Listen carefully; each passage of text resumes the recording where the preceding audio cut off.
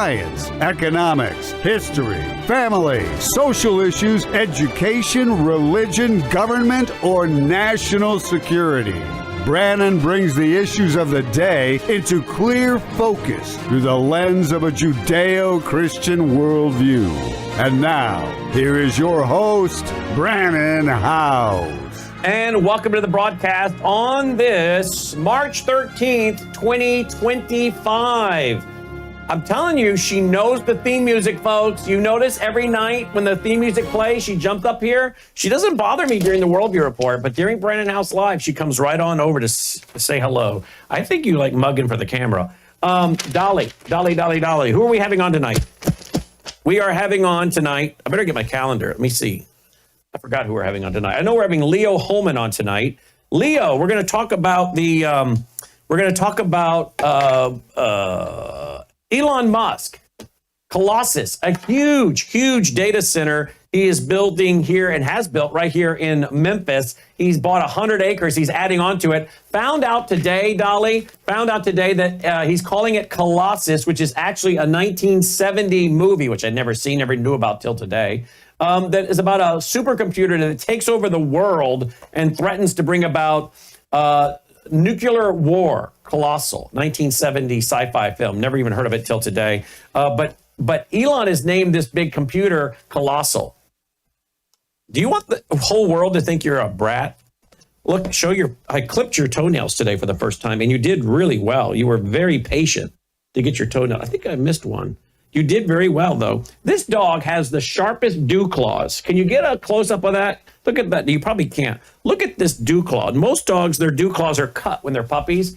They didn't cut her dew claws. I've never had a lab with a dew claw. That thing is like a lethal weapon because it just sticks out to the side.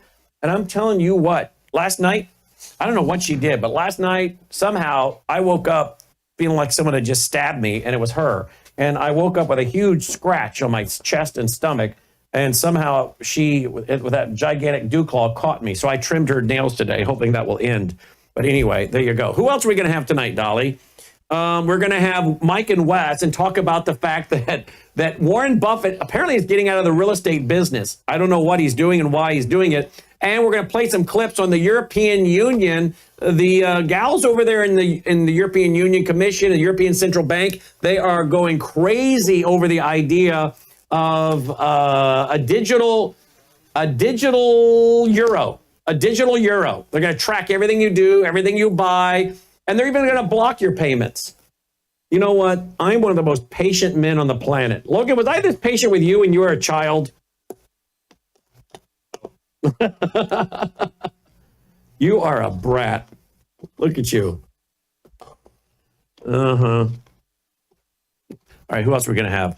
Leo, Mike, and what? Oh, Todd Bensman's going to check in. I pre-recorded an interview with Todd Bensman. Todd Bensman is over in Juarez. He's just come over the border from Mexico. We got a lot of footage tonight to show you from Todd Bensman. Boy, you got some sharp teeth. You know, your teeth are so white. Look at those teeth, how white they are. You know one reason why they're white? I did some reading, and that photoplankton that she's on, that is eats off all the scum off their dog's teeth. So it makes her teeth nice and white. There you go.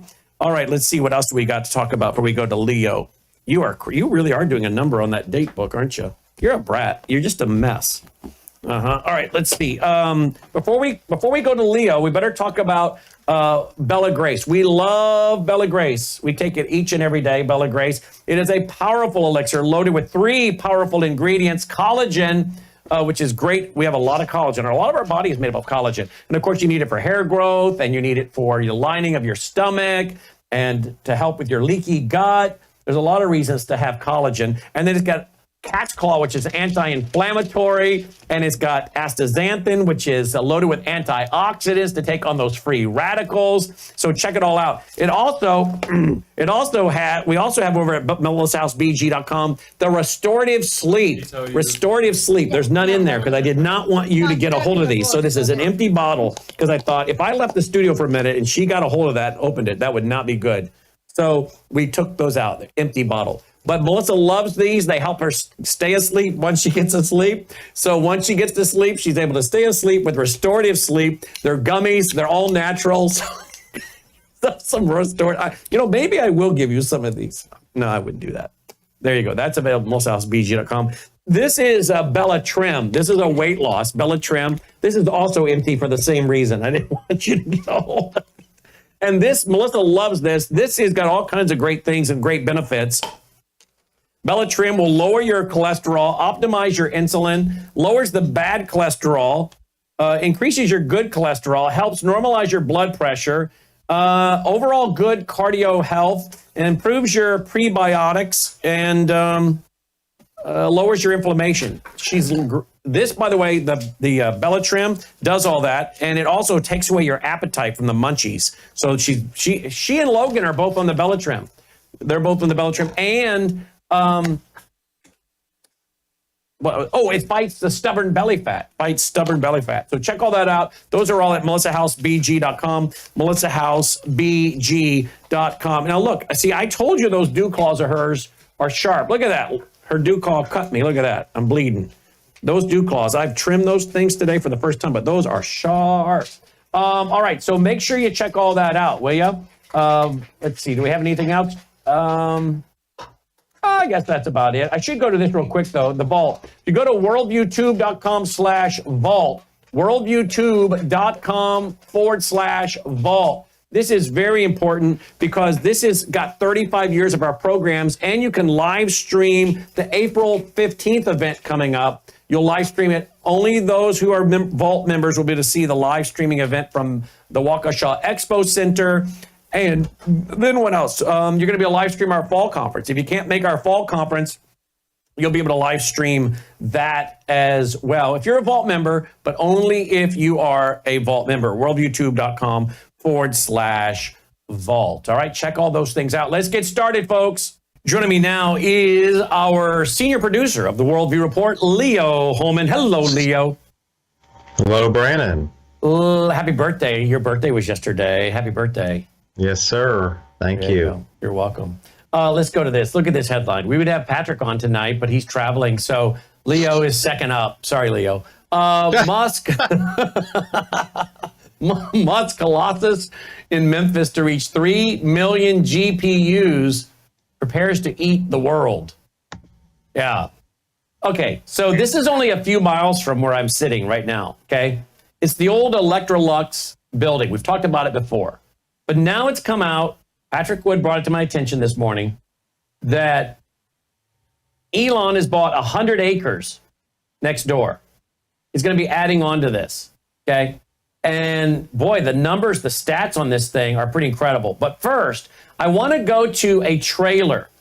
Leo, are you aware there was a movie, I guess Musk named it Colossus, after the 1970 science fiction horror flick, Colossus, The Forbidden Project. Now, until today, I was not aware of this 1970 movie. Were you? No. Me neither. I'd never heard of it. I'm not a big guy into sci-fi. Do you like sci-fi? No, I'm definitely, I'm a little bit more interested in it in the last few years. Sorry, that's on my end. Yeah. Just because of all of the projection that we've seen, psychological projection from these sci-fi movies. But historically, no. Up until a few years ago, I had absolutely zero interest in sci-fi. Yeah, same here. All right, so let's watch the movie trailer from the 1970 movie Colossus by the exact same name that Elon's naming his, and maybe we can get an idea why he's saying this. I think he's kind of, what's the word? He's punking us? I don't know. Maybe he is, maybe he isn't. I don't know. But here we go. Here's the trailer. This is the dawning of the age of Colossus. Ladies and gentlemen, I'm Dr. Charles Forbin. In a few moments, Colossus will address us directly. This is the voice of world control. I bring you peace. It may be the peace of plenty and content, or the peace of unburied death. The choice is yours. Obey me and live, or disobey and die. The frightening story of the day man built himself out of existence. Colossus, the Forbidden Project.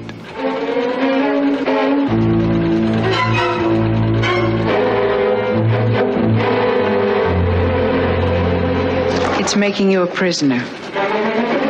Shock, horror, suspense. Created with all the technological brilliance of 2001, A Space Odyssey. Colossus is the ultimate in sophisticated computers. I'm going to try to convince the computer that you're my mistress, and that therefore I have to be given the opportunity to see you regularly in private. That way we can pass information back and forth.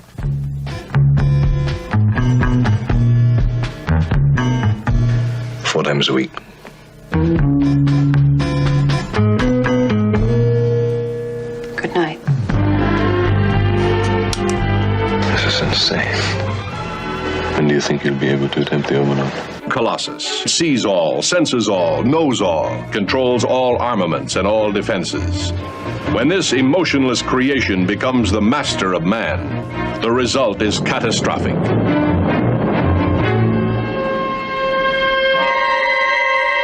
The Supreme Council of the USSR has ordered, as of 2300 hours Moscow time tomorrow, the activation of an electronic brain exactly like ours, which they call God. They built Colossus, supercomputer with a mind of its own. Then they had to fight it for the world.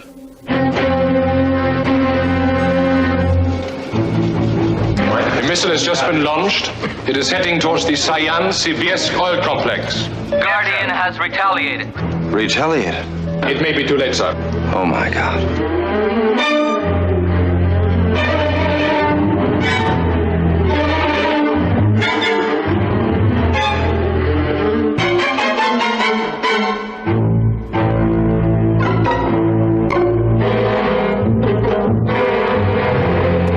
There you go.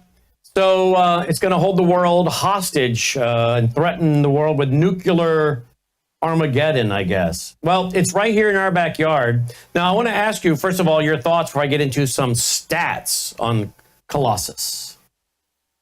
Yeah, I find it interesting that this movie was released 1970, made its debut in October 1970, the same year that Zbigniew Brzezinski released his book, Between Two Ages, America's Role in the Technotronic Era, which was all about how to transition into a technocratic form of government, Brannon. And this film, there's nothing that was said in that trailer that you couldn't say was directly taking place before our very eyes as we become a more technocratic society. You know, it talked about a supercomputer with a mind of its own. I mean, it talked about man building himself out of existence. Does that not sound like what we call artificial intelligence? Mm-hmm. Well, it sure does, my friend. And this thing is going to get bigger and bigger. And remember, we have the clip. I guess I could bring it up real quick. The clip where Elon said that to Jordan Peterson, didn't he say that he's building this thing that coming out of Memphis that could be our new God? Remember that? Yeah, absolutely. What do you make of that, by the way? Well, technocracy is a form of religion, if you think about it. It elevates man and specifically elites, the elite, the cream of the crop of man, to run society in place of politicians, elected politicians. Under a technocratic system, if there are any politicians, they are figureheads only. And we saw this during COVID. I believe COVID was a dry run for the technocratic movement because we saw the so-called health professionals, the scientists, the experts really running the show, and the politicians were just figureheads. All they did was implement what these scientists were telling them to do, people like Dr. Fauci. And if any public figure, if any politician went against those they weren't really recommendations, but let's call them demands. If any politician disobeyed the demands of the technocratic elites during COVID, what happened? They were completely discredited. Yeah, okay. Yes. You said. Sorry, guys, that's my audio blinging over. In some cases, African leaders even lost their lives because they were not going along with the lockdown. That's right. That's right. That's right. All right, I found the video here, Leo, where he talks about AI being God again, and we'll go back to how big this thing is and how much he's planning on expanding it. By the way, this is going on at data centers all over the country. So this impacts you guys too. You said you were up till 4 a.m? Yeah, So- actually a little more like 5 in the morning. But Okay. we got the XAI data center or supercomputer center training from beginning installation to start of training in 19 days, which is the fastest that anyone has ever gotten a supercomputer to train. And is that in that new building off to the side? That's in Memphis, actually. It's in Memphis. Yeah. Oh, so that's where you were? Yeah. I see. Memphis, Okay. the capital of ancient Egypt. Right. Yeah, you're bringing what? Perhaps that's where our new God will come from. Yeah, no kidding. No kidding. Yeah, I wish that was funny. Yeah, okay, so I want to talk to you about alignment. Yeah, I wish that was funny. All right, so that's very interesting. Now, this thing is going to get a lot bigger. This Colossus is going to get a lot bigger in Memphis. We can get into the weeds of this here if we want. They claim that by December 31st, 2025, the end of this year, there will be 1 million GPUs. Then by next December 2026, 2 million. Then by 2027, December, 3 million. GPU stands for Graphics Processing Unit, or GPU. It's become one of the most important types of computing technology, both for personal and business computing designed for parallel processing. GPU is used in a wide range of applications, including graphics and video rendering. Although best known for their capabilities in gaming, GPUs are becoming more popular for use in creative production and artificial intelligence. Okay? So, with that in mind, let's go to some of the other things. Let's see. AI rack density power from 5 billion in Dell P200 enabled servers. Okay. And he goes on to what their current is. Kilowatts per rack. Talking about the power. They're going to have internal power for 1 million chips. Okay. 1 million chips. And then he goes on to, if we have 1 million chips, then we got to deal with the power. Total GPU power, 925 MW. I don't know if that's megawatts, what that stands for. I'm not into all these numbers and all this garbage. But water cooling, look at this. 13 million gallons a day. 9,028 gallons per minute. Now, somewhere, can you guys Google it in there, Caleb? How much coolant has Elon Musk used to cool his servers in Memphis?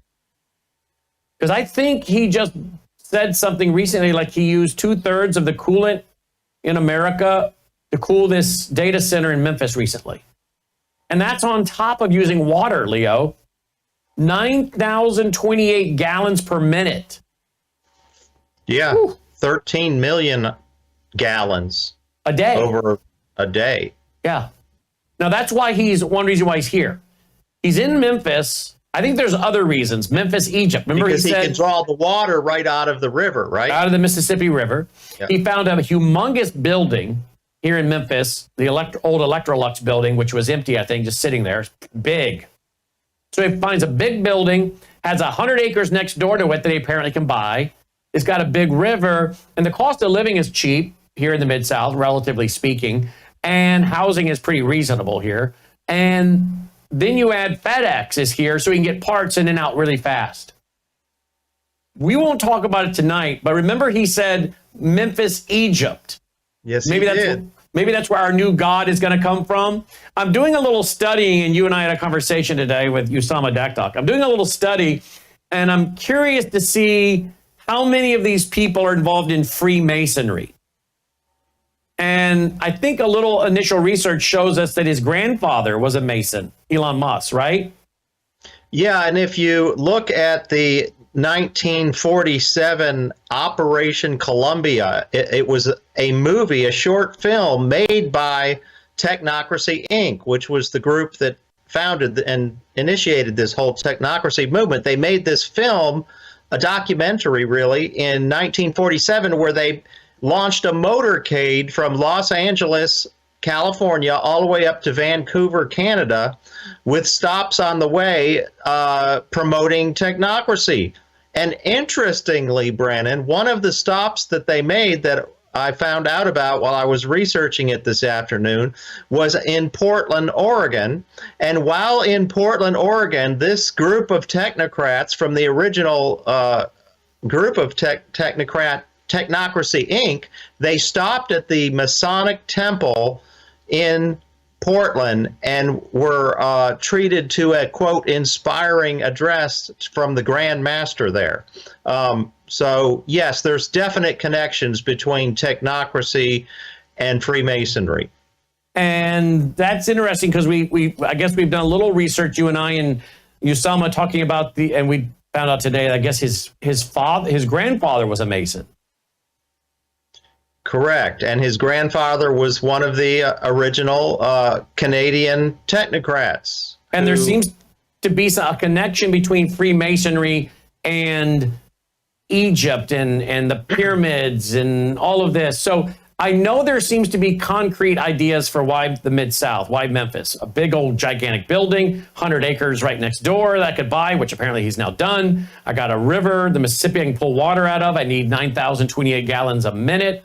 And FedEx is here, so I get things in and out. But then one has to wonder, is there also maybe a spiritual connection? I mean, I don't want to be too dogmatic about it, but it just seems odd because he's the one that said, yeah, like Memphis, like Egypt, Egypt, where our next god may come from. And we all know about the Egyptian gods, right? Yeah, he clearly volunteered that information in that interview, Brandon, and he tried to to laugh it off, but only after he first introduced it, which is a sign right there psychologically that it was important to him, the name Memphis. Mm-hmm. So with that being said, we'll go back to what else is going to happen. Internal power for 1 million chips, okay? And the turbines. So he's going to have to be working with the Tennessee Valley Authority to crank up all this energy. Their possibility is 1.5 million to 2 million chips by 2027. Whew. Their goal is 1 million GPUs. And they go on from there, the amount of power they need, the power installation rate. I mean, this gets into the weeds, but the bottom line is this thing is going to require a lot of water, a lot of power, and there are people in Memphis that are nervous about it. I mean, you can go read some articles about it, talking about some of the folks in Memphis are a little nervous. Elon Musk's new data center raises energy and water concerns in Memphis. This is the Newsweek.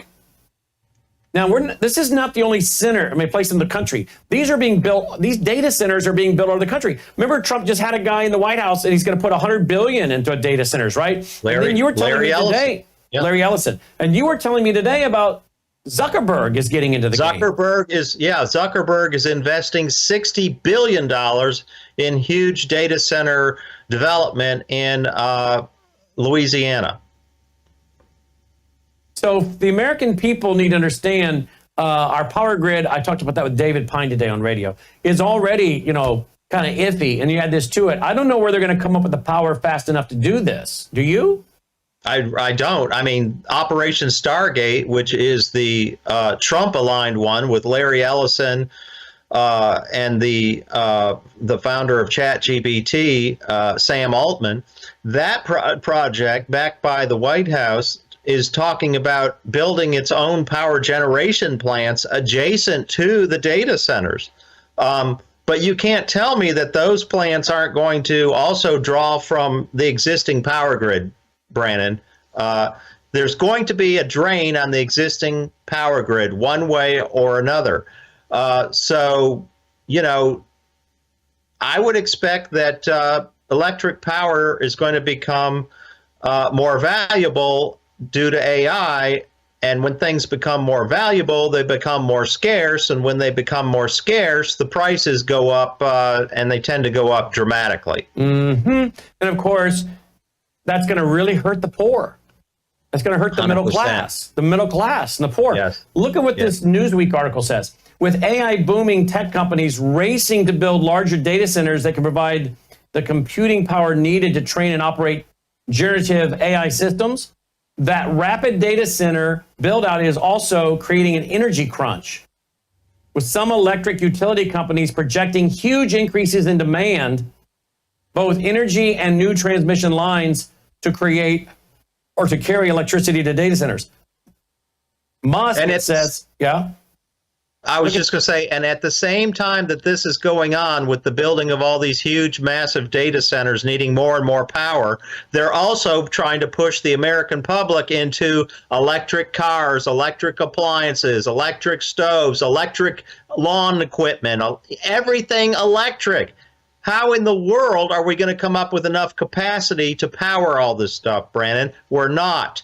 And so my advice would be, steer clear of everything electric. Get things that are powered by gasoline, get things that are powered by natural gas, propane gas, anything we can do to have backups to electric powered systems, the better off we'll be. Here's another headline. Elon Musk AI company acquires 1 million square foot property in Memphis. And of course, that's how big that facility is. I wanted to show you. But I want to go back to what Newsweek was saying here. Newsweek was saying Musk and XAI are asking the local utility, Memphis Light, Gas, and Water, or MLGW, for 150 megawatts of electricity. Listen, Leo. Enough to power roughly 25,000 to 30,000 average homes. Wow. To get that kind of power, the facility will first need a new electricity substation and improvements to a transmission line. Musk did not want to wait for that. So he found a workaround to power his AI center in the meantime. Industry observers who tracked the Memphis facility's progress via satellite found that the aerial images show a fleet of tractor-trailer-sized electric generators parked alongside the facility's perimeter. The generators burn natural gas to produce electricity on site. A fact confirmed from MLGW, the site is connected to a 16-inch gas main. Local boosters such as City Chamber of Commerce cheered the arrival of XAI and touted the venue the supercluster will generate. Well, there you go. I mean, this thing, to quote the actor that schooled with the school with Al Gore, Jones. What was his name? The actor Jones. Oh, he's a great actor.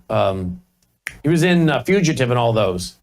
Anyway, James Earl Jones? No, that's the black guy that died. Jones, the guy in Fugitive. What was his name? Actor in Fugitive. Now it's going to drive me nuts. Actor in Fugitive. Tommy Lee Jones. Thank you. Tommy Lee Jones. To quote Tommy Lee Jones from Fugitive, this thing is a monster. He was talking about that pharmaceutical company. This thing is a monster. It's a favorite line of mine in the movie. But this thing that Elon's got is a monster. I mean, the average person in Memphis is oblivious. They really are. I ask them about, are you aware of what's going on? No, I just know it's here. Do you know how much power it's using? Do you know how much water it's using? They're oblivious. But wait till the power grid goes down or there's a hiccup for a day or two. They'll be wondering, what just happened? They're oblivious to what's going on in their own backyard. Yeah, I foresee a lot of blackouts around the country as this AI infrastructure gets up and running, Brandon. They're building it out right now as we speak. They're building it in Texas with Stargate. They're building it in Louisiana with Meta and Mark Zuckerberg. They're building it in Memphis with Elon Musk. And these are just the ones we know about. They're building them in Georgia. I don't know who's behind this one, but we have at least 2 big, huge data centers in Georgia. One is already operational just in a neighboring county from where I live, in Fayette County. Yeah. Well, the article's already out there today. Here we go. I mean, these are only a few hours old. Elon Musk facility polluting predominantly black neighborhoods. So the whole race thing is now starting up. But anyway, this thing is huge. But just go back to where we started. And one other point that I think is pivotal. President Trump has talked about we need this because we're competing with China, and he's afraid that China will get this super AI system up and running before America and then apply it militarily. Well, that's what the movie was all about, the Colossus movie. It was about the U.S. having a supercomputer that would run its military and make all of the important decisions.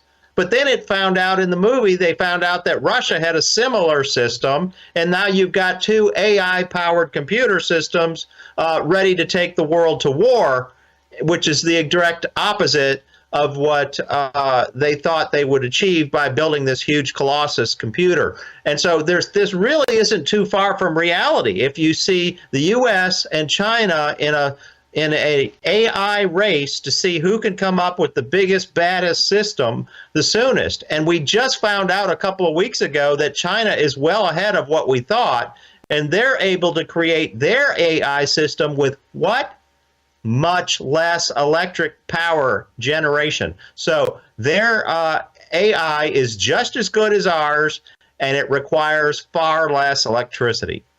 All right, you want to comment on your latest article? Ukraine agrees to ceasefire just hours after drilling Russia with drones that killed 3 Russian civilians and injured more than a dozen. Oh, Brandon, that's like yesterday's news. I put a new one out today. Yeah.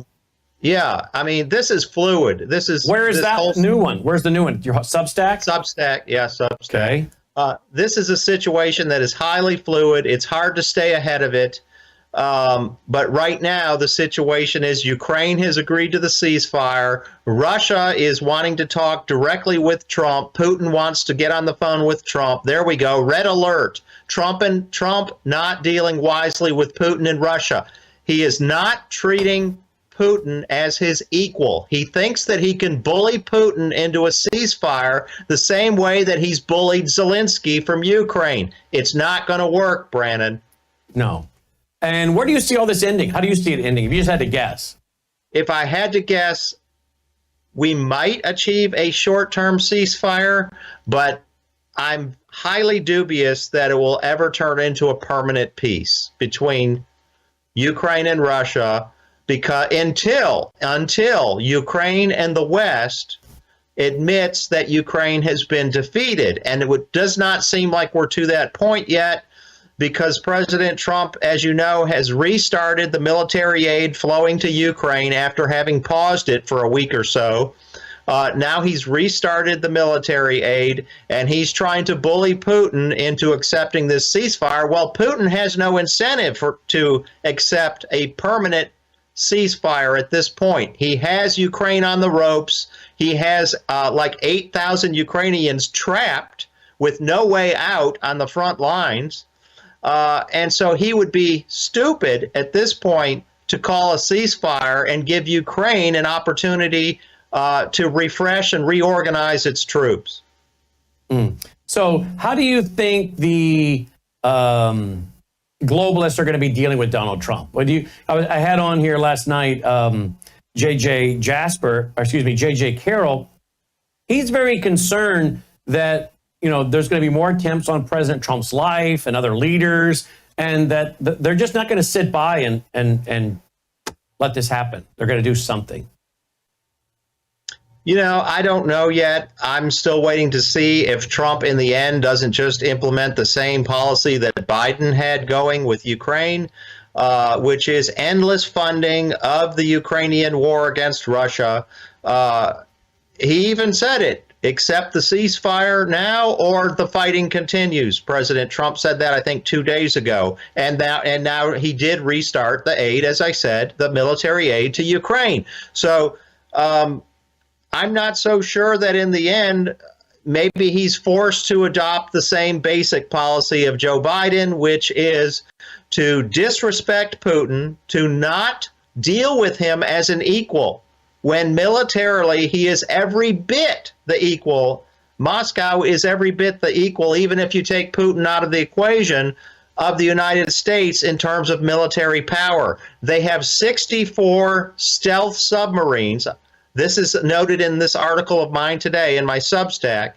64 stealth submarines that could sneak up right close to the U.S. coast and annihilate hundreds of cities and targets. Each submarine has 16 nuclear-armed cruise missiles, and each one of those missiles has MIRVed warheads, meaning multiple independent. Each one has multiple warheads coming off the warhead. So you're talking about close to 1,000 nuclear cruise missiles that could be fired into the United States with little to no notice, okay? People, when they think about nuclear war, they often think about ICBMs, intercontinental ballistic missiles, where Russia would fire from their land base to our land base, and then we find out that those are incoming missiles, and we fire off our arsenal from our land base towards Russia. But what if they sneak up with their submarines and launch an attack that way? This is what very few Americans are aware of. Our government, under Biden and increasingly under Trump, although that is yet to play out, so I don't want to completely condemn what Trump is doing, but it looks like our government is playing with fire, Brannon, by not respecting that nuclear power of the Russians. We should not be treating them the same as Ukraine. Ukraine is a third-rate, corrupt country that is led by a comedian, and it's not a serious country. Its military is only as strong as it is because we have built it up. Right. And so we need to get serious about ending this war and less serious about supporting Zelensky in Ukraine. Yeah, indeed. Leo Hohmann, let's show his Substack here. LeoHohmann.substack.com. LeoHohmann.substack.com. Red alert, Trump's not dealing wisely with Putin and Russia. Keep us posted, Leo. Will do, Brandon. Thank you. Thank you, Leo. All right, my friends, I want to show you something here real quick. Just 1 second. I want you to go to worldviewtube.com/sponsors. Go over here to this page right here. Again, another long format interview with Leo and no commercial break, but we need your support. Worldviewtube.com/sponsors. Worldviewtube.com/sponsors. Look at that new beautiful ad Logan just made. Click here to listen to Worldview Tube wherever you get your podcast. Spotify, iHeart, Audible, Spreaker. So there you go, brand new there. You can find out about a lot of our important sponsors and whatnot there. And I guess the one reason that one's listed as a sponsor is because if you go there and listen, there are advertisements dropped in there. I want to use this as a little teaching moment. Logan turned on one of my podcast audio, and it went to a commercial break, and there it was selling something. I don't know what it was selling. I heard it, but I can't remember now. I mean, it's like trucks, pickup trucks and Jeeps and stuff, you know?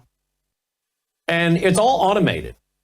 And he says every day I can see, you know, what kind of income we're making from selling ads. And I think the first day, it was like, the first day was $20. $20. You know, $20 is $20. But he said, Dad, as more and more people listen to this, you know, that could go to $200 a day or something. Like, what's the point? We have a business model we can use where we literally let companies come in and automate and go to a set commercial break block and let them roll in commercials for Jeeps and pickup trucks and everything else. I don't want to do that. I like my format. I like the long format interviews we're doing here. I'm just telling you, Logan is already using that kind of technology on the audio podcast side. Fine, no problem. But when I'm live, when I'm doing Brennan House Live and Worldview Report, I don't want to go to that. So how do we avoid it? You go to worldviewtube.com/sponsors and you use these sponsors from Bella Grace to worldviewwater.net to Swish for Life. Or you just go to worldviewfoundation.com and you make a contribution and you become a regular monthly contributor with $10 a month, $20 a month, whatever it is. I like the format we have. Don't you? I don't want to go to those kind of things. I want to keep it the way we have it. So I need you to go to worldviewtube.com/sponsors. I need you to find any of the products there that you think you would like to use and try them. Because once you do, you're going to get hooked. And then I want you to go to worldviewtube.com/sponsors, and I want you to click on the banner that brings you to the Worldview Foundation and make a contribution. Sign up as a regular monthly contributor. This is how we keep the long format interviews going, okay? Worldviewfoundation.com, worldviewfoundation.com. Now, before we go to our next guest, the boys and the guys and our IT guy, they did something for me. They've been working on something, and I had to jump in and help them a little bit, that's for sure. But after over 3 months of working on this, we have a brand new page I introduced today on radio for the first time.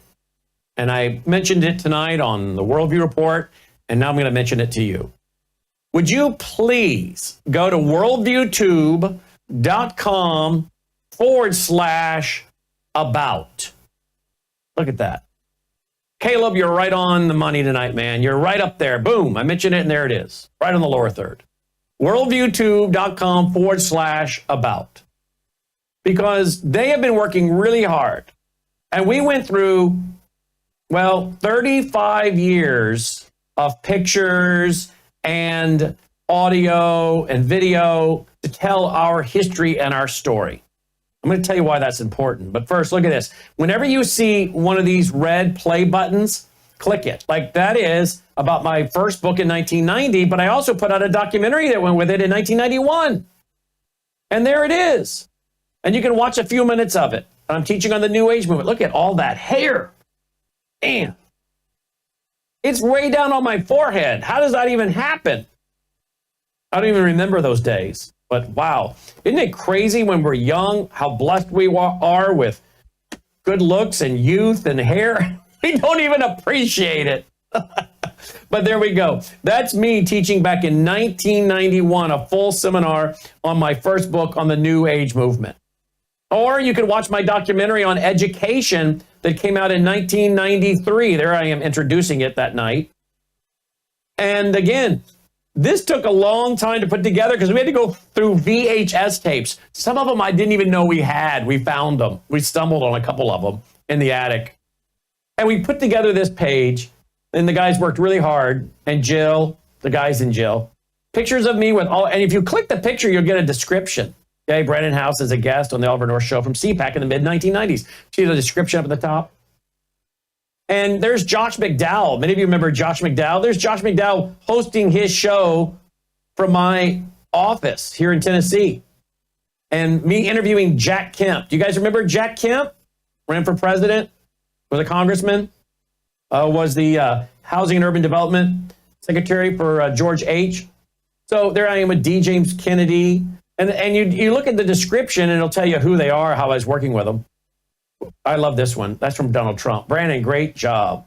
I stood there and watched him sign it. And then he gave me the pen he signed it with, which I have. But you can go through here and find our long... There I am on the O'Reilly Factory. You can click play and watch that. So remember, if it has a red button, you can click play. Here's the one on the Pocono record. This was in the 1996. This was the settlement in 1999. But this was a documentary I did in 1996 when the forced public exams kids received at school, 11-year-old girls, without their parents' permission or knowledge. But this is our history, our heritage, who we are, what we've done.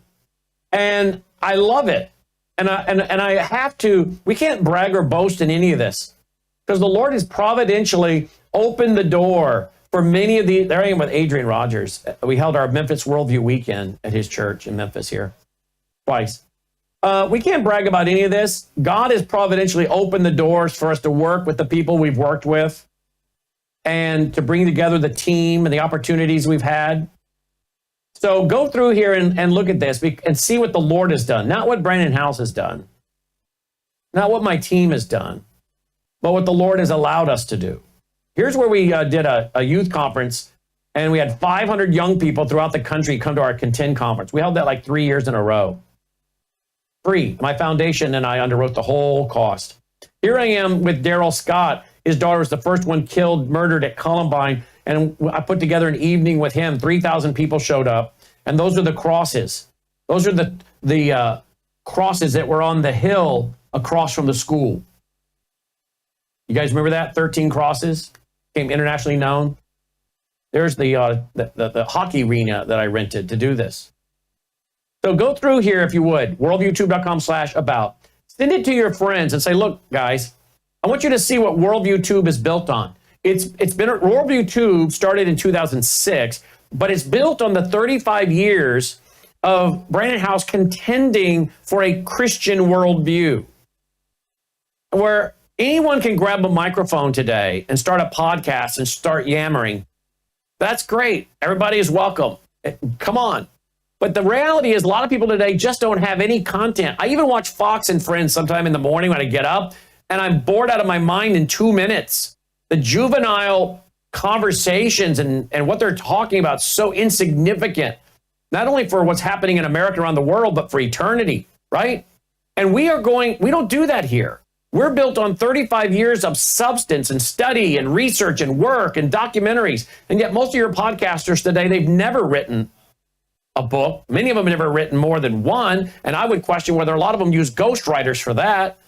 These are not, a lot of them, serious people. We are very serious in helping people understand the times by understanding the 6 dominant worldviews that rule the world. And we're serious about the Christian worldview that we believe offers up the answers to the problems that we have in America and around the world. So send that to your friends and say, look, this is an organization with a long track record. You can trust them. They've been around a long time. And consider listening to them. Consider checking them out.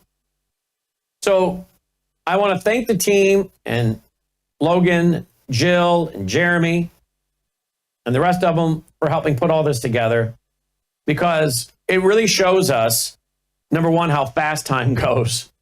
And number two, that there's nothing we can brag in, that the Lord has providentially done this. And it's been a lot of fun to be a part of it. And I hope it pays out eternal dividends. A young man called into my radio show today, thanking me for the show and asking a question about what we were talking about, and thanked me for the show and said, I love your show. And I said, how old are you? He said, 22. He's same age as Logan. Logan will be 22 next month. So it's great to have had an opportunity to influence so many people in America and around the world, and now even a new generation of young people that want to take their Christian worldview seriously and apply them to law, science, economics, history, family, social issues, education, religion, national security, etc. All right? So a lot of folks don't know this about us. And maybe it's our fault. Maybe we've done a poor job at talking about our history and our heritage and who we are and the things that we've accomplished that show the seriousness of what we've done. Not to show these things for the purpose of boasting, no, but to show the seriousness of our diligence and contending for the faith. That's what we are doing this for, to show people you can trust us.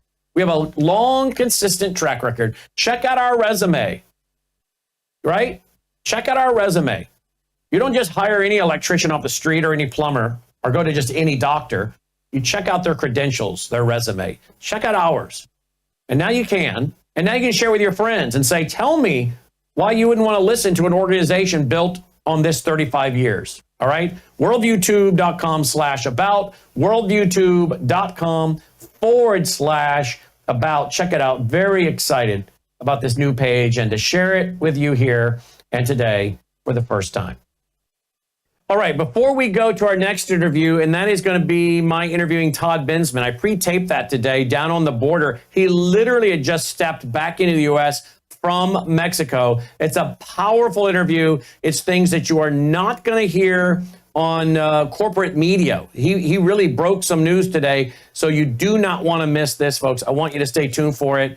We pre-recorded it, and then we're going to talk about the real estate market, where that's going, decisions by Warren Buffett, and a few other things. Now, before we go to Todd Bensman, again, it's a little graphic. Okay, it's a little graphic, but I want you to, again, I'm showing this to you guys because I want you to be aware of your surroundings at all time. This crazy guy, when was this? This was Lafayette, Indiana. I've spoken in Lafayette, Indiana. This was back in December of 2024. Look at this. This guy walks into a laundromat and he kills these people. That's it.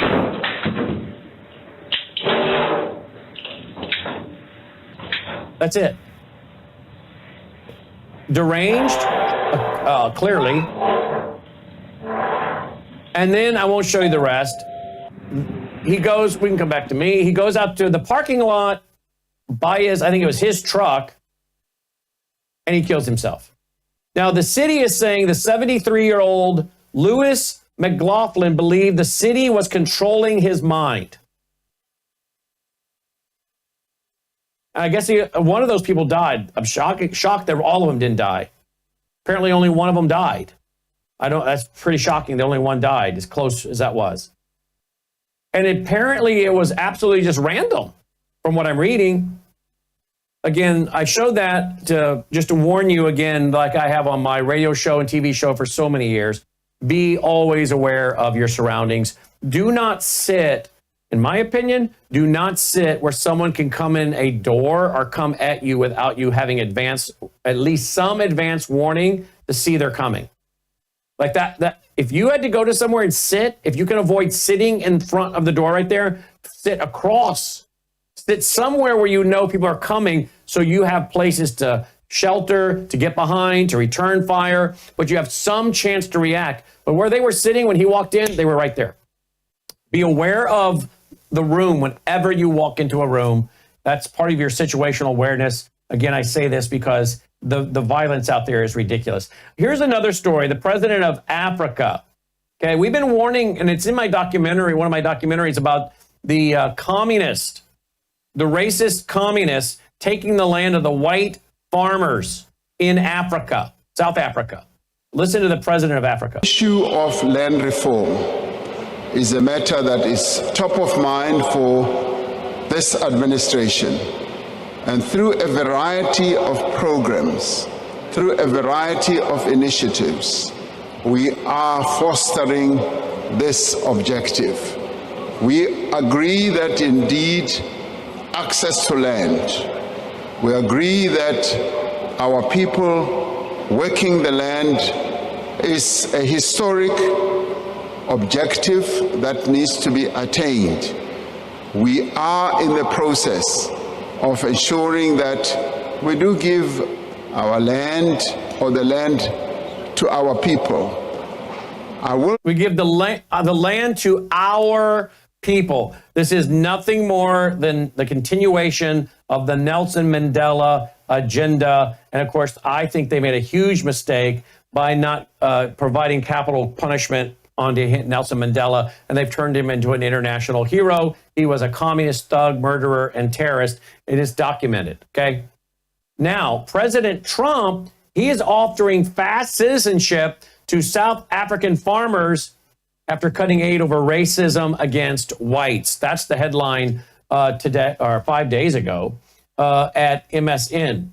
So again, this is, one of those stories that not a lot of Americans are aware of. It's kind of like that story's over there. That doesn't impact me. I don't care, but they should. And I'm telling you something, we dodged it like this close. Because this is the kind of agenda they wanted to further here in America, was this stealing of property and land by the communists under the ideology of racism, cultural Marxism. But again, pray for the people of South Africa. Pray for the Christians in Syria. Many white farmers who've been, their families for 100 plus more years, hundreds of years, been farming the land. And we went into great detail in one of my documentaries on torturing them, filming it, killing them, and then laying a body on their dead bodies to mark that they've killed a Christian and a capitalist. But you see, the communists believe that the source of all suffering and oppression, as I've said for so many years now, they believe that the source of all suffering and oppression is Christianity and capitalism. Pray for those farmers of South Africa. President Trump giving them fast-track citizenship to come to America and canceling aid over racism against whites. Thank you, President Trump. All right, let's go to this pre-recorded interview I did just about a couple hours ago, about 2 hours ago, with Todd Bensman, who just stepped back over into the United States of America. Texted me as he was walking back in to the country to record this. Watch this. All right, joining me now is Todd Bensman. He's been down on the border, actually over in Mexico, and he joins us now. Hey, Todd, thanks for being with us. Hey, great to be here. Glad to have you with us. Are you having fun, Todd? I've been working hard, but working hard is always fun. So that's right. That's right. All right, let's go to some of your tweets here. Decimated by the new Trump border, runners and gotaways. 2, we have some 0 days now. A Border Patrol spokesman in El Paso sector tells me. So they're not running at the border like they were under the Biden regime, huh? No, remember we had more than 2.4 million gotaways over the Biden administration years, and that equaled out to about 60 to 70,000 a month, if you can believe it. So now they're down to about maybe 60 a day, or even less than that. Like the Border Patrol agent said, we have some days we have 0 gotaways.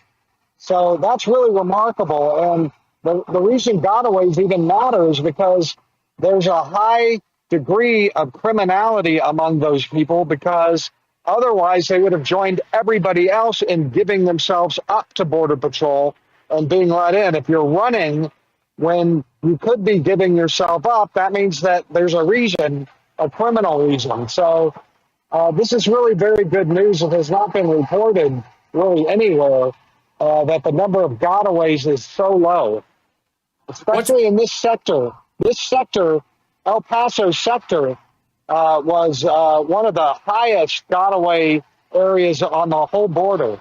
Wow. What's with the footage you're watching from your Twitter feed of all the fences cut, holes in the fence every few feet? What's all that about? The thing to watch there is that the sand. There's no tracks in the sand. That is along a wall that is notorious in this area for runners and gotaways. 1,600 a day used to come through there for years, just right through this border wall. And then they would cut this chain link fence that protected a solar farm. And so the way you can tell that the whole area is kind of dead is you go to those cuts in that chain link fence and look down, and it's just, rabbit tracks, maybe rabbit tracks, usually nothing. So I just wanted to show how dead it is down here on the border. Wow. Let's go to more of your Twitter feed here. We've also got some other reports from you guys. If you want to follow him, we'll give you his Twitter account in a minute. Tell us about this footage right here, Todd, please. What are we looking at? Well, that is in Juarez. I shot that yesterday. That is a welcome center for American expellees. For when the United States under Trump started expelling all the immigrants that come across, the Mexican government set these facilities up all along the border in all different places. This is the one in Juarez. And the reason that that's important is, first of all, I don't think anybody's ever seen footage of one of those. That's brand new. The Juarez municipality and federal government just put that up. Is that it's there for thousands of people, but it's virtually empty. There's hardly anybody in there, and it's massive. You can fit probably 5,000 people in this thing. And the reason it's empty is because the Americans have expelled, the policy of expulsion has in itself deterred people from even trying. Nobody wants to spend $2,500 in smuggling fees to get caught by the Border Patrol and sent home, or pushed back. So people just aren't going, and they're not running either. So the place is empty.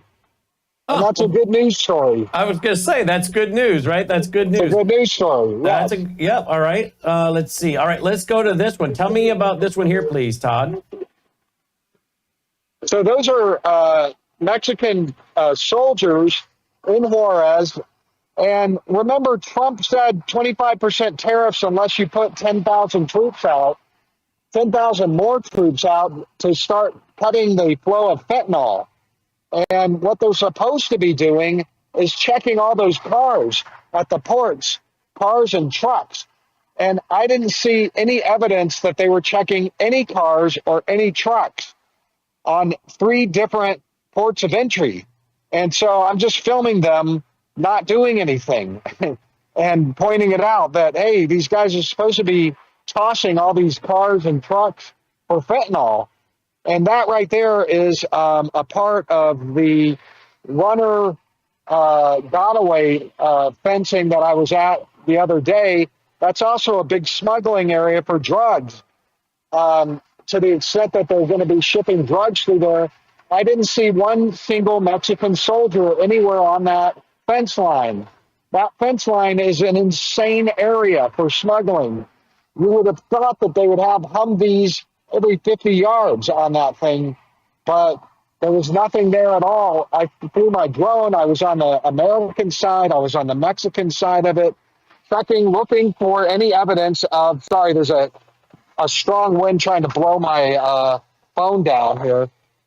Didn't see any evidence of Mexican troop involvement down there. Not one. That's a problem. Okay, so that's not a good news story. That's a bad news story. So are you telling me that the drug smuggling and the fentanyl is still continuing?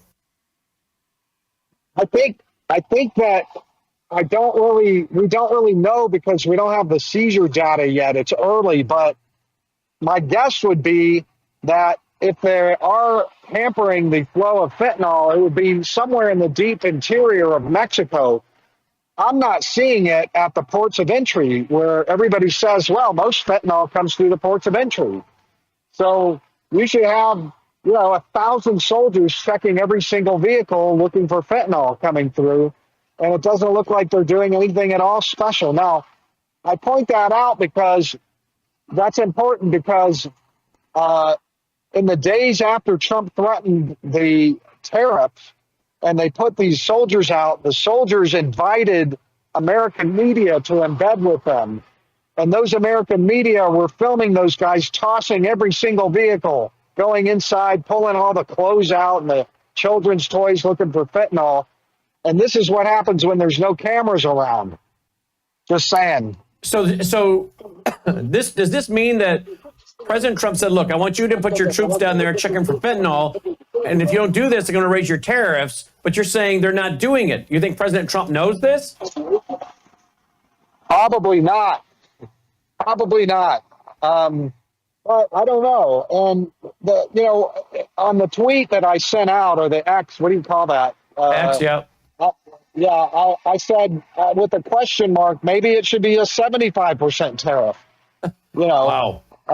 So, we'll see. I mean, I think they're doing things in the interior that are good, counter anti-fentanyl.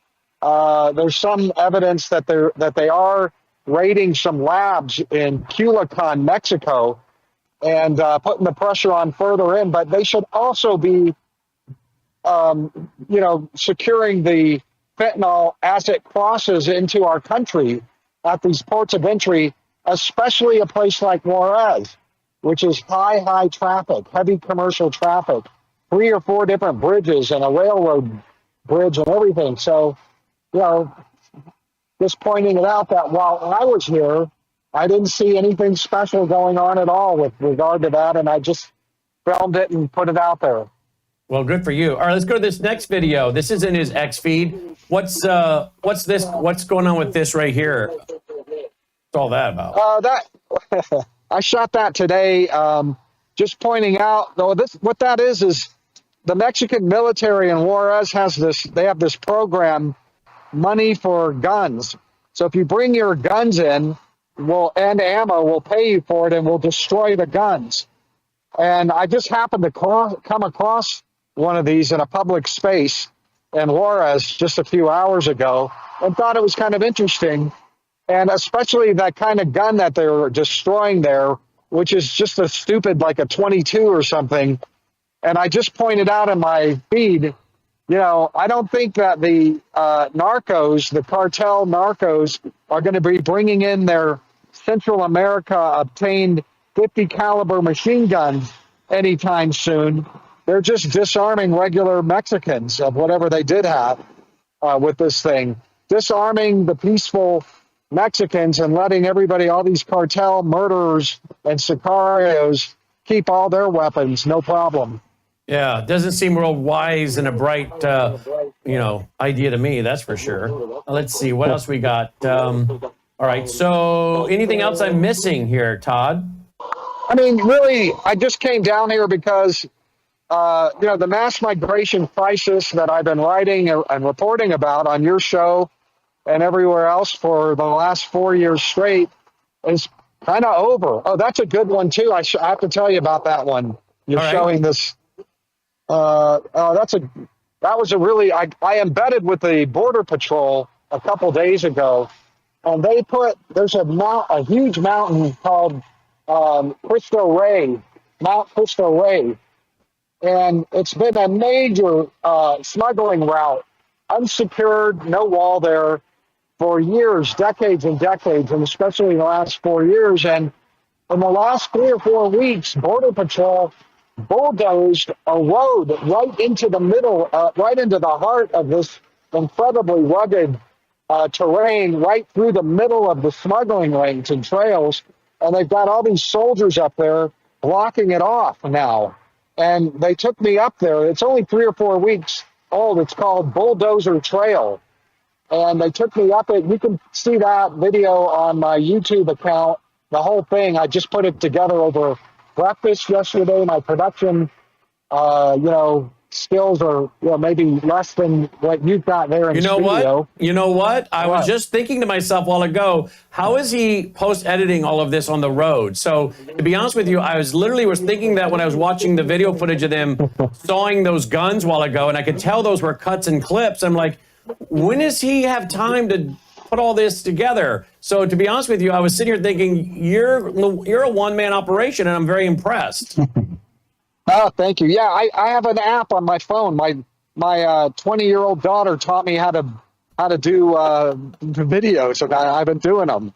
Well, there you go. So there you go. Okay, anyway, that's a good one. I got to go back to that. That's a little scary. What's going on there? That what we were watching looked like some Halloween or something. That's right on that. So the narcos control, the cartels control that whole mountain. They do all the smuggling, and they worship Santo Muerto, the saint of death. And it is they pray to it for every load, every drug load, every human load for profit.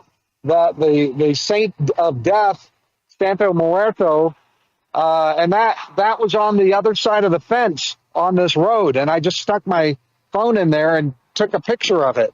Wow. So there it is. The bulldoze trail. So is this again because the government is indeed trying to stop some of the drug flow to appease the Trump administration? Absolutely. Not just the drug flow, but the human flow. This is a big human smuggling area. You see those little houses, those little sheds over there.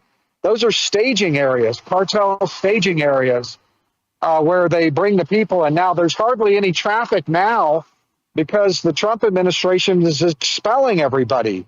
And they can't afford the smuggling prices. Nobody can afford the prices to get smuggled over anymore. Very few people. So the number of runners is down. The gotaways are down. There's no give-ups at all anymore. It's a total policy reversal of 100% detentions, 100% expulsions as soon as possible, and that's what shut the border down in about an hour. Wow. Do you think Tom Homan and President Trump are aware of Bulldozer Road? Yes, of course they are. That's a big deal.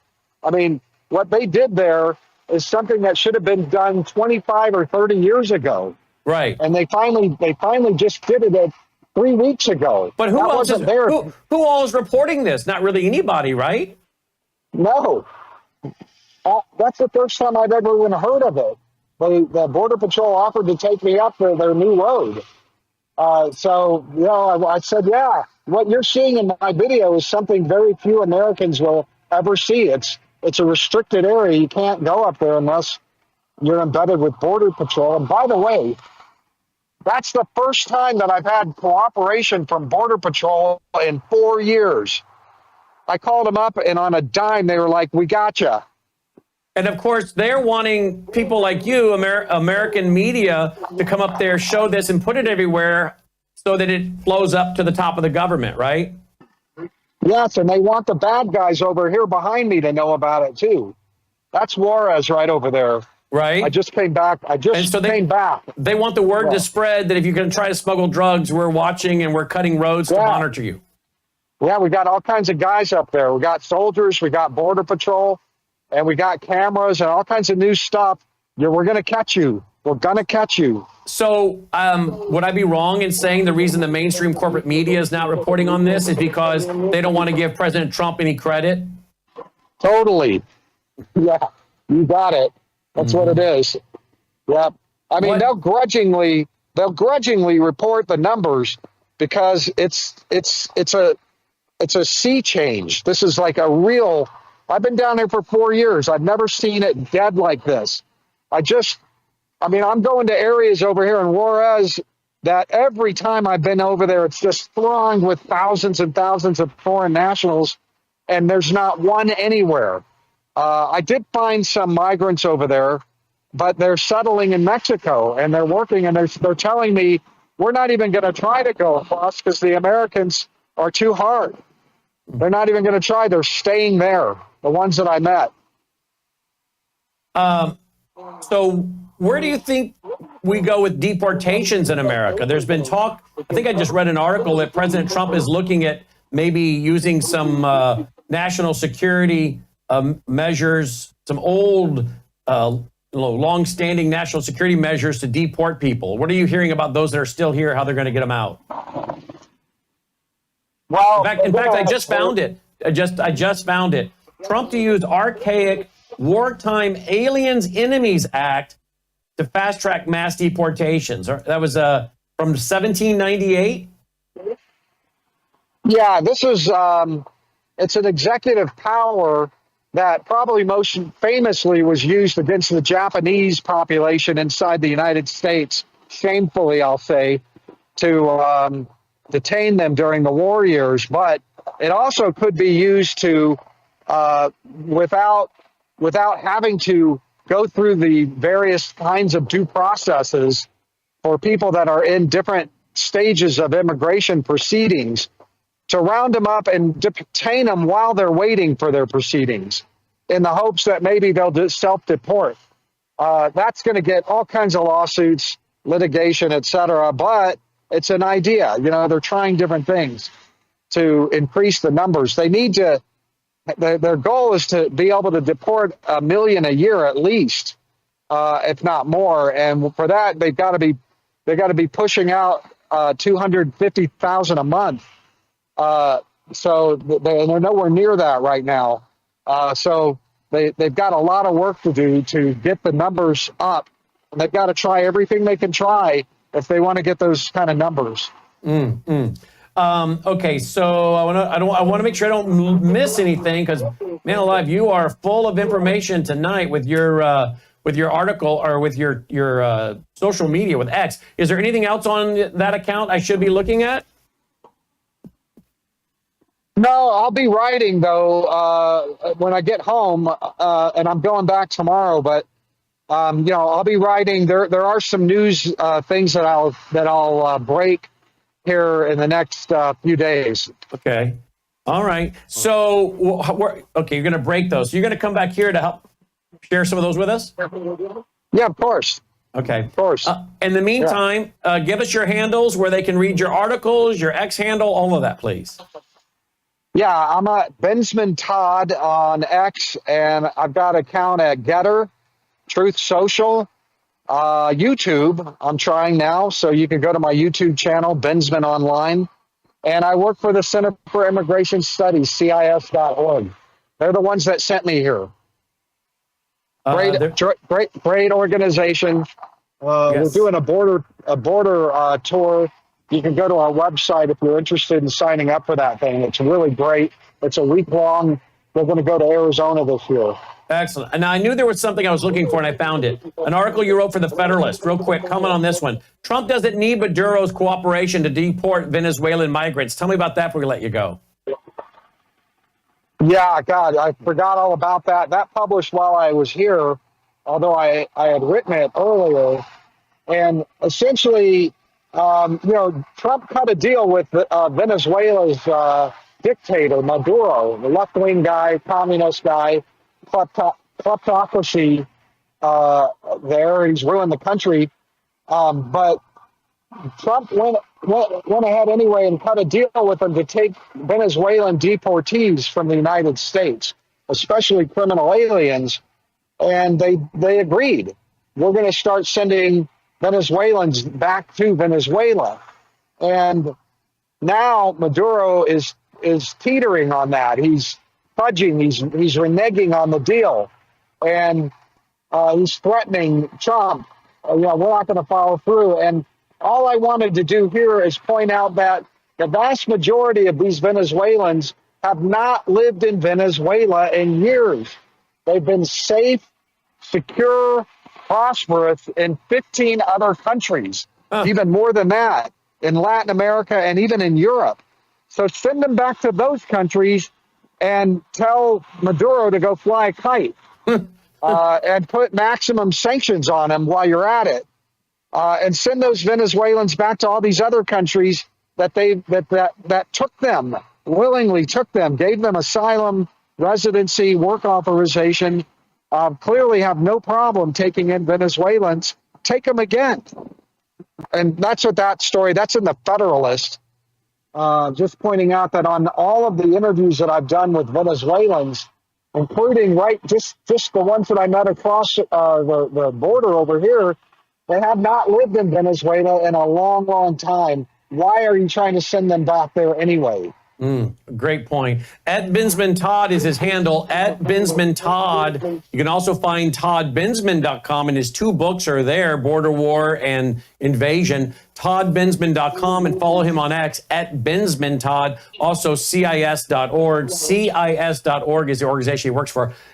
You're an incredible guy. You do great work. It was great having you here in our studios, the middle of the 22nd of February. Thank you for being here with us in studio. Still getting great feedback. And you're one of our favorites. Thank you, Todd. All right. Thank you. We'll see you out there. Be safe, my friend. Todd Binsman checking in. Follow him on his social media accounts, won't you? Joining me now is Wes Peters and Michael Weiner.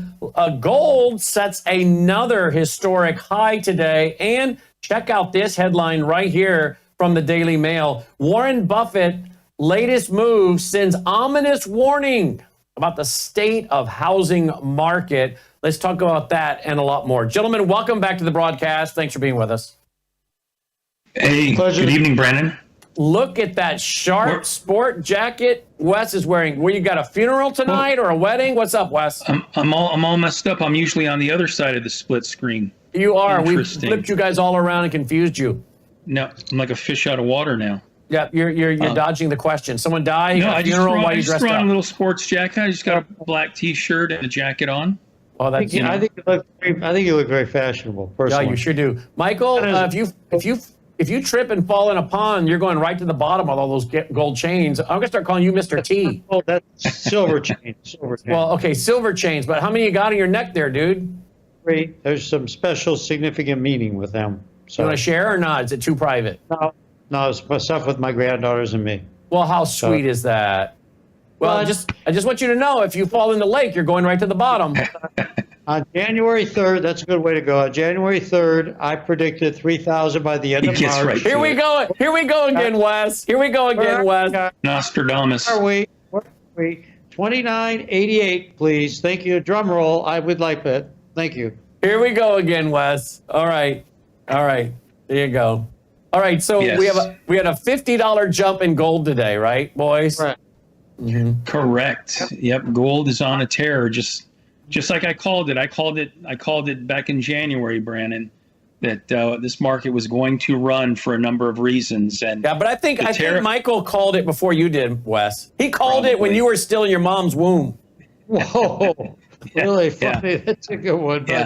But let's just say right now there's three major factors pushing gold.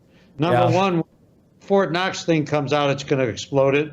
Number two, the fact that the government's embracing gold as part of their money, and the tariff situation, which is making everybody uneasy. And number three, which we've never talked about, is our number one enemy besides China is the European Union. People don't understand it. And the European Union is going CBDC the end of the year. Yes. So they're going after us with our currency, and it's going to be a battle, and it's going to play games, and gold's going to flourish. They're going to a digital euro. I saw Corella DeVille announced it the other day. That's what I've called her, Corella DeVille. Corella. Yeah, Corella DeVille. Here she is. She says that this was March 9th. It's ECB's digital euro is set to launch in October. Real-time transaction tracking, potential for payment blocking, automatic tax deductions, restrictions on cash withdrawals, programmable money with expirations. It's Big Brother on steroids. Oh, that's Mark of the Beast. Okay, let me tell you something. We're going to a world government, and it will be a Euro-centric world government. Been saying it for years. Okay, go to my book, The Coming Religious Reich, from 2016. I talk extensively about a Euro-centric world government, and voila, here comes the European Central Bank saying, we're going to block you from making transactions. We're going to track everything you're doing. Corella DeVille and her team over there at the European Central Bank. Listen to this. Here we go. On your second point, I tend to share your views. Nature doesn't like vacuum. And we started working on the digital euro way back. Actually, when I started my term 5.5 years ago, and I'm not claiming, parentality on the digital euro, because my colleague Benoît Cœuré had already committed a speech on this matter before I arrived. But I certainly carried on with that project, and subsequently Fabio Panetta on the board, and then Piero Cipollone, who has replaced Fabio, have taken the lead together with a very, very good team, which is focused on accelerating the pace and hopefully campaigning enough with all the stakeholders, meaning European Parliament, meaning European Council, meaning European Commission, so that we can eventually, not put to bed, but put to reality this digital euro.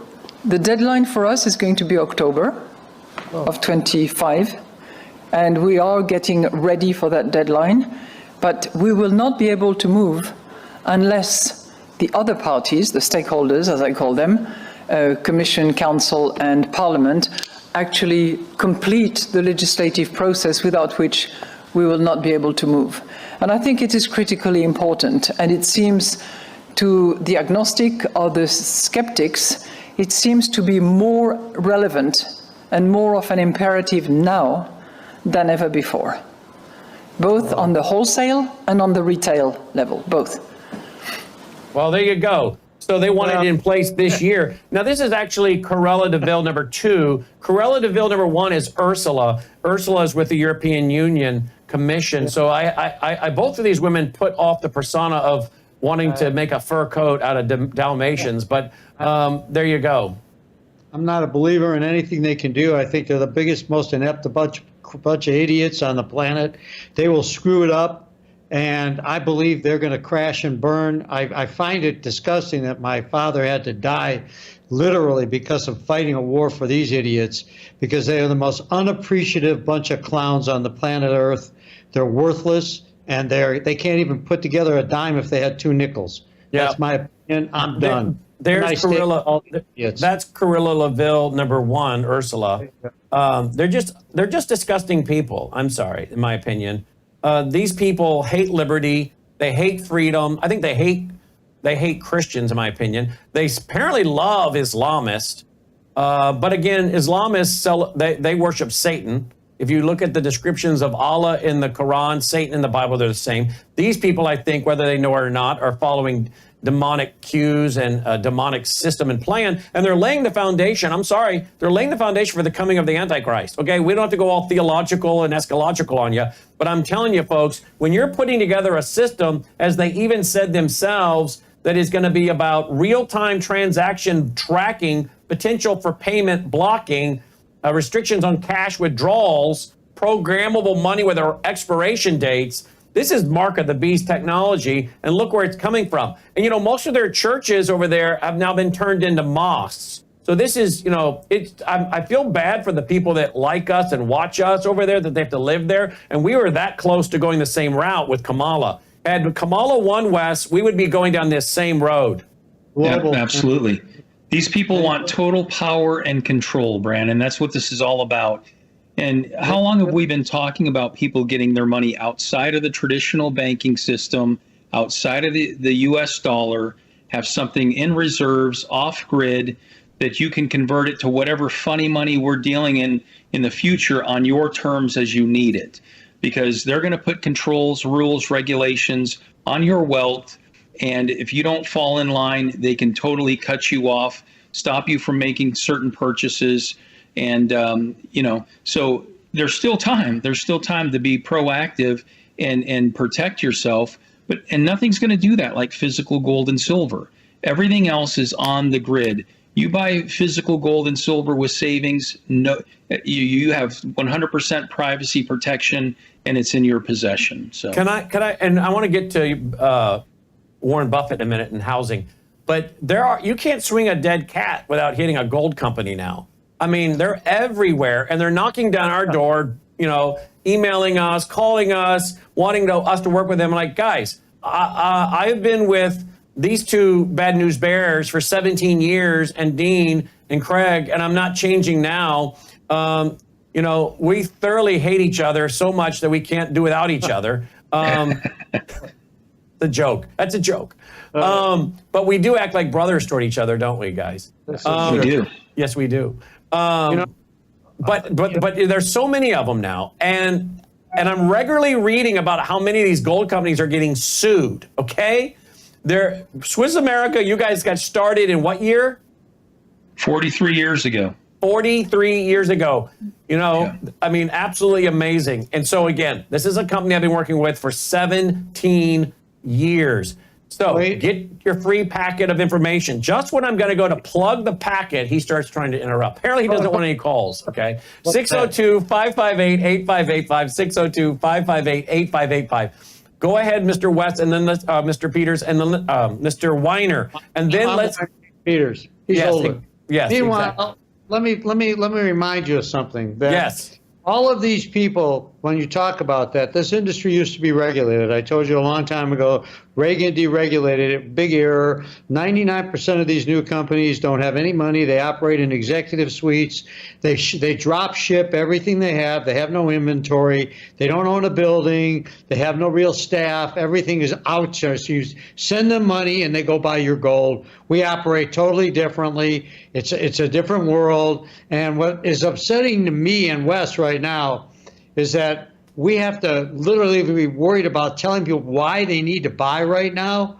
The world is, like you're saying every day, Brandon, is changing every single day. Trump is fighting a battle against a demon, and they're showing themselves. Right, like right now, Charles Schumer just announced he's giving in. He's going to go along with letting the government stay open because closing the government would help Trump. That's his reason. What an idiot.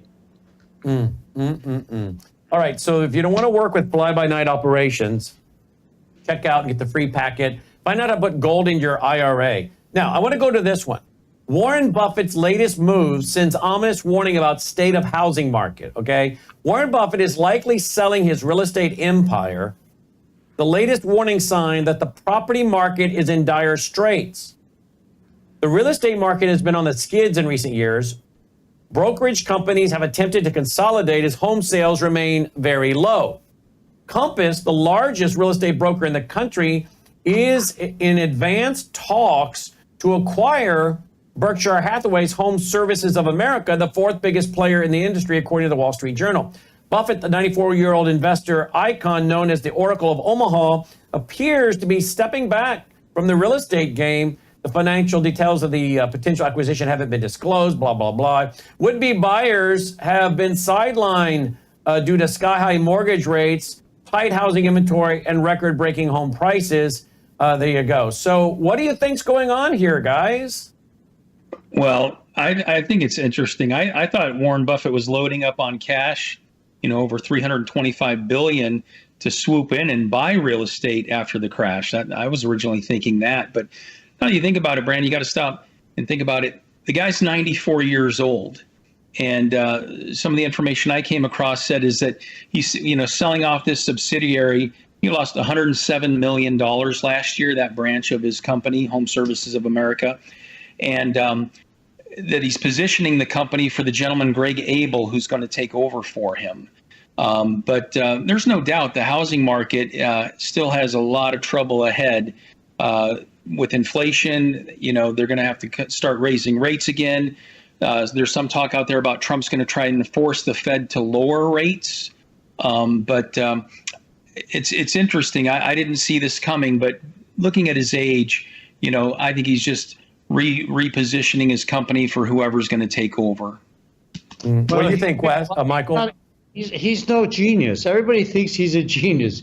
He's made a lot of mistakes. It's just that he has so much money, he's able to sit back and cushion it. But he's lost on Conoco. He overpaid on Precision Parts. He literally missed off buying on Amazon and Google. He sold out of things too early. His projections were often quite wrong when they were looking at overall reserves. He's no genius. And right now at 94 years old, I don't think he's really attached to what's going on. And I think that other people are sort of like Joe Biden having a rubber stamp. I don't think he's the guy he once was, and I'm not paying a hell of a lot of attention to what he has to say. The people that I'm looking at is Besant. I think he's brilliant. I think Musk is a flaming genius, and buying at Tesla stock is a great idea right now. And I think that Buffett is just over the hill. I think that the real estate market is going to come back, and it's going to readjust. And I think the young people will go buy, and I think he could say what he wants, but I'm not Michael Buffett. I'm Michael, the one who guesses all the right prices. Sorry, Warren. Have a nice day. I'm done. There you go. All right, let's look at this. Gold versus U.S. stocks performance this year has been quite telling. Gold is up 13% year to date and is trading at its new all-time high of 2,980. Meanwhile, the S&P 500 and NASDAQ 100 are down 5% and 7% respectively. From their peaks, they are down 9% and 12%. This is huge. Yes. Yep. And I think there's going to be the sell-off in the stock market's going to continue. How long had we talked about that? The Magnificent Seven stocks being significantly overvalued. A lot of companies in the market overvalued. And now you add the trade wars to that. I mean, just since the beginning of the year, Apple's down 3.4%. Microsoft is down 5.8%. Amazon 3.2%. Facebook's down 14.1%. Tesla's down 15.4%. And I think, that trend is going to continue. And people that are still in the market right now, Brandon, I had a call this morning with a lady that we're going to liquidate her Roth IRA, and she called her financial advisor to liquidate. And of course, he wasn't available. They usually have the receptionist feel out the caller to see what the client's calling for. And she was told, well, he won't be back in the office until Monday. And she called me and told me that. I said, between now and Monday, the market could be down another 1,000 points. You need to call them back and say, hey, I want to get this done today. There's got to be somebody there that can liquidate these positions for me. And she called. By the time she called, the market was closed today, but they told her, we'll get it taken care of for you tomorrow morning. But, they wanted her to wait till Monday to talk to her advisor while the market's, tanking. So people need to be proactive. Don't wait for your financial advisor to call you. That phone's not going to ring more than likely. Yeah, isn't that sad? Let's go to another one I got here. Here we go. institutional selling has rarely been greater. Hedge funds sold global stocks at their fastest pace in 4 years on March 7th and 10th. Not even the 2022 bear market recorded such a sharp reduction in exposure. The majority of transactions were selling of long positions in single stocks, according to Goldman Sachs data. As of recent, the S&P 500 declined 9%, as we said. So that's interesting. All right, let's see what else we got. We'll go to those later. Let's see here. That's not it. Here we go. 2.7 trillion wiped off Magnificent Seven as stocks tumble. You mentioned that. You just mentioned that, by the way. Correct. Yep. Absolutely. All right. Is that it? Is that it, boys? Have we covered it all? Well, there's also we also have an article. It should be at the very end about. Let me get over here. Gold price will still have plenty of potential after breaking through 3,000. Australian Bank is talking about by the third quarter of 2025, they're talking about gold being $3,500 an ounce. By when? By the fourth quarter. Oh, so by the end of this year. How is that with you, Nostradamus, over there? I said 3,600. They can call me. I'll tell them what to do. Wow, Nostradamus. Wow. 36 to 3,800 the end of the year in gold. I believe the stock market will hit a nice base. There'll be some good buying in there again. I have more faith in what the Treasury Secretary is going to do, but we got to go through some. We got a country that is 100% dependent on outside sources. Today, two blacklists are on this Chinese battery company that's doing an IPO. They're double blacklisted by the Defense Department and Treasury not to do business with them. And who's doing business with them? Our in-house number one enemies.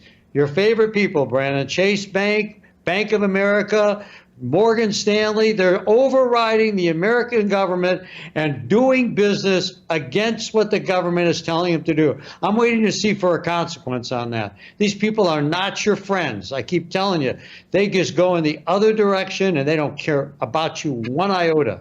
You got that right. You got that right. All right, boys, if you want to get a packet of information, it's free. Text West, get it in, 602-558-8585. And you can also find out about how to put gold into your IRA, which is physical possession of gold. I mean, physical, but it'll be in the possession of a depository in Delaware, but it's set aside for you. And if you want to take the tax, ding on it, you can then take physical possession. Correct, boys? That is absolutely correct. Okay. Diversification is the key, right? Yep. Absolutely. How's the new house? How's the new house? How's the catio coming, Mr. Weiner? Catio is great. The cats love the catio, and it's a nice. Are you in yet? Are you in that house yet? I'm in. It's a nice little spot. When did you finally get in? A couple of weeks ago. And you've been building on it for what? 5 years? 2.5 years. 2.5 years. Yeah, it's very, very nice. I invited you to all my houses. It's just a small place. I haven't gotten an invite yet. It's just a small place. How many square feet are we talking about this small place? It's a lot. I haven't gotten an invite. I'm going to say, Wes, have you been invited to his house yet? No, I don't even think it exists. Wes will get an invite. As soon as everything is ready, it'll be an invite. It's over 6,000 square feet. For you and your wife? You guys need 6,000 square feet?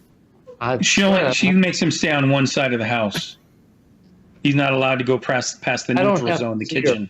He has a shock collar he has to put on when he comes home, and if he goes across that line, it shocks him, right? That's right. That's right. Everybody has a place to hide. I have a whole little section for you, Brandon. Well, I bet you do. I bet you do. The doggy-o. She has a doggy-o for Dolly right out there. Actually, it's true. There's a doggy-o for Dolly. Wow. And we're got you Mr. Mike has you a dog patio already made in Arizona if you ever want to go visit. What do you think about that, Dolly? Would you like to go? Do you think he has pumpkin? Do you think he has peanut butter and banana? She loves peanut butter. That's a morning routine. I have my coffee with peanut butter and banana and share a couple pieces with her. Don't I? Do that. You see those boys up there? Are they scary? Yeah. All right, get your free packet. Have you boys been golfing together lately? Yeah, well, last weekend. Was it last weekend? Yeah. Last weekend, yeah. Look at that. It's so great to see you guys getting along.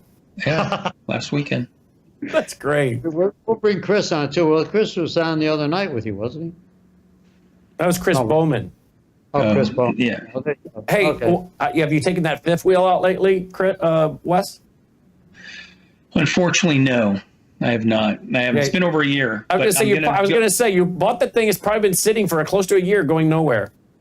Hitting the road. I'm going to hit the road and go to Glacier National Park. I'll be gone for like 15 days. You'll love that. Oh boy. Issues will start too soon, Brandon. You love his. But I'll have satellite. I can still do the show from the national park. All right. It'll be good. Why don't you pull that fifth wheel out and come here to the Mid-South? I might one day. I might do that. We were considering into that event coming up and buying you a lovely dinner, but now that neither one of us can come because who said you can't? I don't know who's going. I don't know. I thought only one of you needed to show up because last year you guys showed up and you guys were all gone by noon on. And I'm coming to pay for dinner. I mean, I think if you're going to show up for the whole thing. That was the only thing that frustrated me. I mean, three of you showed up. You're both gone by noon on Saturday. I didn't make the reservations. When Wes came by himself, he stayed the whole weekend. We'll be there for the whole thing. All right, that's all I'm asking. Coming with this huge entourage, you guys didn't even stay for the whole thing. Three of us should sing a song together. All three of us. Know the steakhouse you like, Brandon. I'll take you to the steakhouse I like. I'm taking you to the steakhouse. Oh, well, that's great. Okay, I'll take you there, and you can pick up the check. That sounds like absolutely correct. Excellent. All right, guys, thank you as always. The Bad News Bears, Wes Peters and Michael Weiner. Get your free packet of information, 602-558-8585. Some great financial information and news tonight. There you go. Thank you, boys. Thanks, Brandon. Good night, Dolly. Go to the Dolly cam. There she's already kind of betting in there, right there. She's like, boom. Cam. Dolly cam. Yep. Look at that. Tell. She's looking at herself. She's like, who is that? She's like, I'm so beautiful. I think she's better than the gal from the European Union. That's for sure. And she is. Smarter, too. Smarter. Yeah, look, now she's got to go over there and check out that TV. What? There's a dog on the television. Dolly? You're not even going to bark at yourself. You ever put on videos for your cats, like a cat video, cat TV? I'll make one for you. Actually, they go to college during the day, but I'll make one. I put on a dog video for her at night sometimes. Train dogs. They train dogs. They train dogs. I put on a dog video for her at night. There's all these dogs running and chasing and swimming, and that's what she does. There you go. Yeah. All right. Wonderful evening. Thank you, boys. Night, fellas. Night, guys. Night. See you later. Night. All right, guys. That's our broadcast tonight. I hope you enjoyed it. Did you enjoy it, Dolly? Make sure you guys go over to Worldview. Go over here again. WorldviewTube.com/sponsors. WorldviewTube.com/sponsors. Check out all of these great sponsors, folks. You guys know I love the Gatatana. Dolly gets a half a scoop every day on her food. I get a whole scoop in my Wata. So check it all out. It's there. Okay, worldviewtube.com/sponsors. And I really do want you guys to tell everybody about the About page. Worldviewtube.com/about. Let me start at the top of the page. Worldviewtube.com/about. Came out today. The team has worked really hard on this, collecting and telling our 35-year history. I hope you'll check it out. Send it around to your friends. There's why I produced a 4 one-hour shows with Michelle Malkin and Dr. Joseph Ladapo, who became the Surgeon General of Florida. Yeah, that was right here in the Mid-South. So check all that out. I think you'll find of interest. There's a lot of reading to do. And remember, when you see a red button like that, that's actually a video, so you can play it. There, oh, look, there I am with Judge Joe Brown. That guy is funny, Judge Joe. So check it all out. Worldviewtube.com/ more videos. Worldviewtube.com/about. That's what it is. Worldviewtube.com/about. Tell your family and friends about it. Now remember, folks, don't forget, we're brought to you by you. We need your support. Worldviewfoundation.com. Worldviewfoundation.com. You'll also find our mailing address there if you prefer to support us through the mail. Worldviewtube.com/ no, it's not even WorldviewTube. That's worldviewfoundation.com. Worldviewfoundation.com. Don't forget about our, not the Ozarks. What is it? Waukesha. I'm getting tired, folks. It's been a long day. April 15th, the Waukesha Expo Center. April 15th. That's a Tuesday night. It's free, but you got to register. Myself, Dr. Andy Woods, and our reporter from Israel, Aaron Lavarco. worldviewtube.com/events, worldviewtube.com/events. I think we're at about 900 registered now. So keep pushing and promoting. Let's fill that thing up and have it packed out. Our Worldview Radio Understanding the Times rally. It's free, but you got to register. Brought to you by our foundation. We will take an offering to help offset the costs. So be sure to come prepared to drop a check in the bucket or cash, whatever you prefer. But we will take an offering to help offset the cost of renting the venue and bringing in the speakers and their hotel and honorarium and flights. Okay?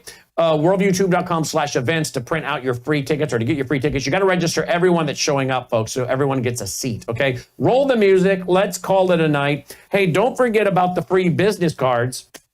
You can get those free business cards. Are we going to roll the music tonight? You're trying to roll the music, but Dolly won't let you. She's sitting on his arm, so she's gone from in here into the control room. That dog gets more love. I'm telling you, on the weekends, she's bored out of her mind. She gets very mischievous on the weekends because she's used to all the guys coming in and out. All right, get your free cards, front and back. We've got thousands of these that have gone out now. Help us promote the network. They're free, stack of 20.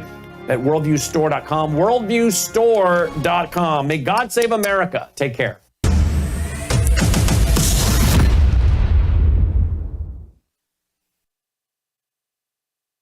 Tonight on the Worldview Report, President Trump threatens to implement new economic sanctions on Russia if it does not agree to a ceasefire deal with Ukraine.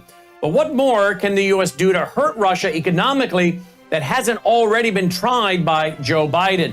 Sexual violence against women is surging across Europe. And there's one major reason for the surge that the media is staying silent about. Harvard University thumbs its nose at President Trump's efforts to rein in anti-Semitism on college campuses. And you will not believe the stunt this Ivy League school has pulled in the latest installment of Jew Hatred 101. A Southeast Asian city-state known for financial innovation is going all in with tokenization of assets on the digital blockchain. And a Democrat congressman goes ballistic when the first transgendered member of the U.S. House is not referred to with proper pronouns. All these stories and more as the Worldview Report begins right now.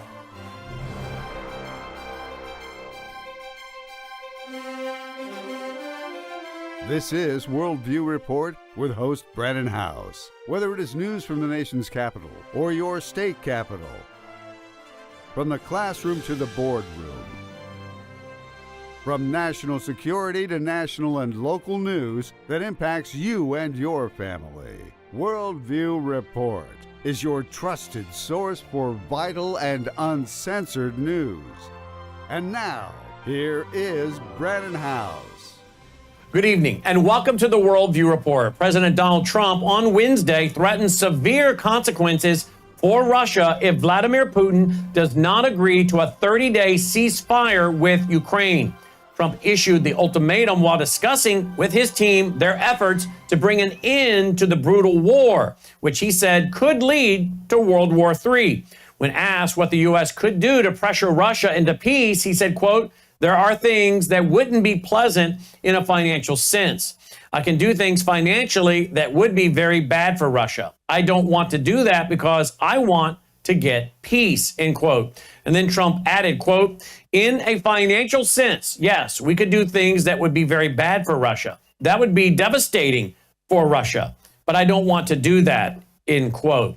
He spoke after Secretary of State Marco Rubio and National Security Advisor Mike Waltz announced that Ukraine had agreed to a